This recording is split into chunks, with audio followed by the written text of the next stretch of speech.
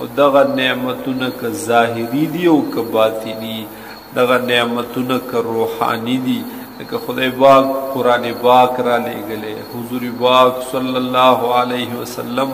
یو نور مونږ ته راغلی، نو دغه نعمت دې مونږ هغه ناقدري دي د هغې ونکو، ناشکري دي د هغې ونکو. نور ظاهري باطني نعمتونه خدای پاک روح پیدا کړی، عقل یې درکړی، پوهه یې درله درکړې، نور مختلف قسم صلاحیتونه او استعدادونه یې در پکې کېښودلي. ظاهري نعمتونه خدای پاک درله روغ صحت درکړی، الله درله ځواني درکړې، الله درله روغ لاس، روغې خپې، روغې سترګې، روغ غوږونه هغه درکړي. داسې هم کېدلی شي چې یو رګ دې په سر کې اوړېدلی وی او لیونی وي. بیا داسې هم کېدلی شي دنیا په سترګو وړاندې خدای پاک پیدا کړي، نو ته هم خدای پاک ړوند پیدا کولی شي، ته هم خدای پاک شل پیدا کولی شوې، ته هم خدای پاک کون پیدا کولی شوې، خو نه یې پیدا کړی، بلکې ټول نعمتونو نه یې ډک کړی، هر قسمه نعمتونه یې درله درکړي دي. نو دغه نعمتونه د خدای پاک یاد وساتئ. په نعمتونو د الله کې یو نعمت هغه د ژوند دی، یو نعمت پکې د ځوانۍ دی. د قیامت په ورځ باندې به خصوصي یو تپوس د ځوانۍ په باره کې کېږي چې ما درله ځواني درکړې وه، دا دې په څه کې تېره کړه، دا د سر دا ویښته او د ګیرې دا ویښته دې په څه کې سپین کړي، دا چې کله تور وو نو په کم ځای کې وې، په کم ځای کې دې دا سپین کړي. نو که وروسته سړی بوډا شي، مشر شي، بیا جماعت ونسي، قرآن ونسي، عبادت شروع کی، خدای پاک دې بېشکه جنت ته بوځي او الله دې قبول کی. خو د دې ځوانۍ جواب به دې څرنګې ورکوي چې دې په ځوانۍ کې خدای ته نه دی نږدې شوی، د خدای کلام ته نه دی نږدې شوی،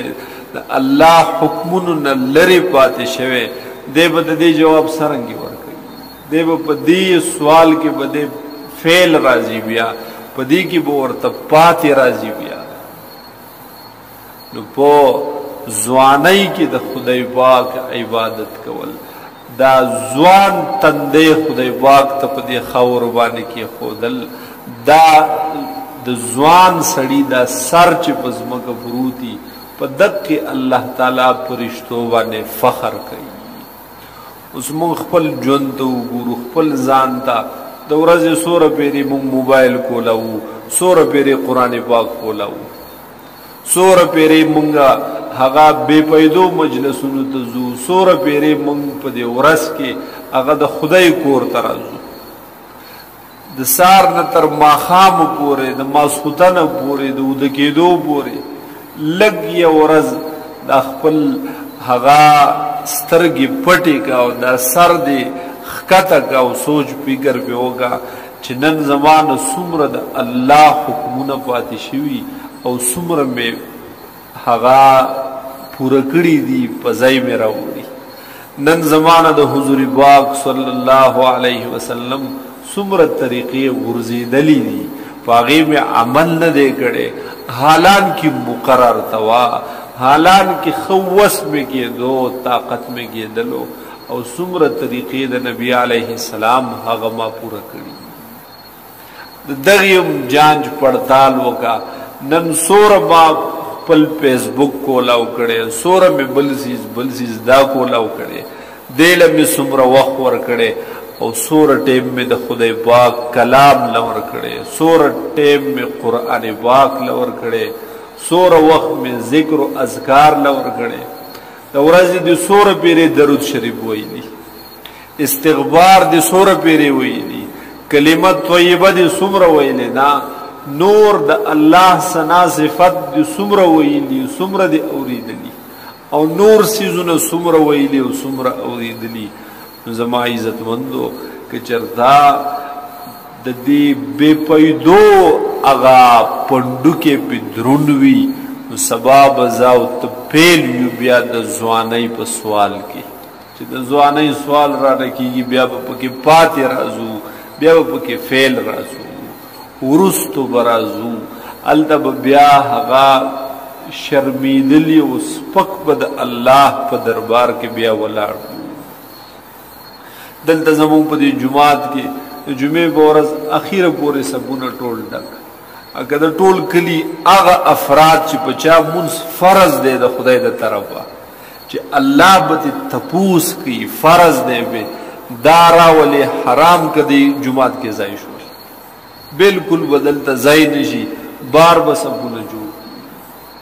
او دلته په هر مانځ کې چې ګورو نو یو سب ته جاړو چې خدای دا به سنگ پوره کیږي یو سب هغه زمون نه پوره کیږي دا چرته د لارې جمعات نه دی د مسافرو چې یاره ګاډی راغی ودرې د ټول خلق را کوز شو جو ډک شو جمعات مونځ وکړو د کلی جمعات دی شته خلق ځوانان شته هغه کسان چې په چا مونځ فرض او ټول دنه هغه په بیٹک کې ناس په کور کې ناس مور ورته ګوري پلار ورته ګوري مشر رور ورته ګوري و نه باغ مور کې غیرت راځي نه په پلار کې او نه په مشر رور کې چې د خپل کشر ته وي چې بچي سیده منزل لاړ شه د الله حکم دی در باندې چری ورته یوې مور بداسي نه ویلي چې نن در له روټۍ نه پخو نن در له سالن نه پخوم که ته جاړې او که خاندې که قاریږي او که جنگ کې او ته منځ نه کې زه در له خوراک نه تیارو اعلان کې پکار د چې دقه شرم چې چل ور سره وي یو پلار هغه د زوی لاس نه منع کوي نن در له 1 روپۍ نه درکو بالکل کور ته شپېله را نشي چې په سترګو دې ونه نه ځکه ته مونځ نه کې ته بیلمازئ زه داسې بیلمازه په کور کې نه پرېږدم نو زما عزتمندو چې د خدای په دین غیرت نه کوو د خدای په دین باندې نه نارینه غیرت کوي نه زنانه غیرت کوي د فساد مرکز بګرځو بیا د فتنو کې به بیا گرفتار کیږو ناشکر بندگان به د خدای شماریږو سبا به د قبر کې په حشر کې ولاړ یو قبر کې به پراته یو خپل خدای له څه جواب ورکو بیا سبا زمونږ د ځوانانو نه زمونږ نه تبوسو کې مونږ به څه جواب بیا ورکو نو وذکروا نعمت الله یاد کئ تاسو نعمتونه د الله تعالی علیکم چې پتا سو باندې دي ومیثاقه الذی او وعده د الله الذی هاغ وعده واثقکم به چې الله په خکړې د تاسو سره دغه وعده هغه وعده د دینه تزان ته وای ز مسلمان یم ز مؤمن یم دغه وعده د الله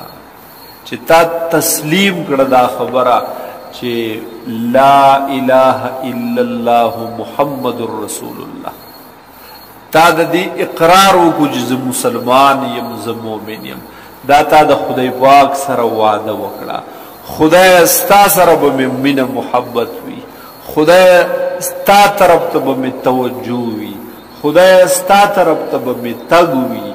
خدای په تا به اعتماد او بروسوي خدای تم او امید به ټول ستا نوي سوال به ټول خدای ستا نوي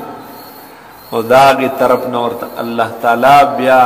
د دې جواب ورکي زما بنده جنت په تعالی درکو حور او علمان په تعالی درکو جنت نهرونه مستاده بار تیار کړی زما رضا ستا په حساب باندې دا زما دیدار هغه وتا ته ملوي نو دا قسم مکالمه چې بندو الله کوي دا دق لا اله الا الله دا دق اقرار د ایمان او د اسلام دی و میثاق او بیا خدای پاک پیغمبران راولېګل بار بار راته دغه وعده را په یاد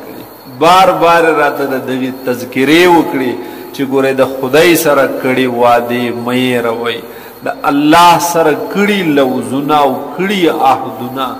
دا هغه په دې کلک اوسئ دا مه هېروئ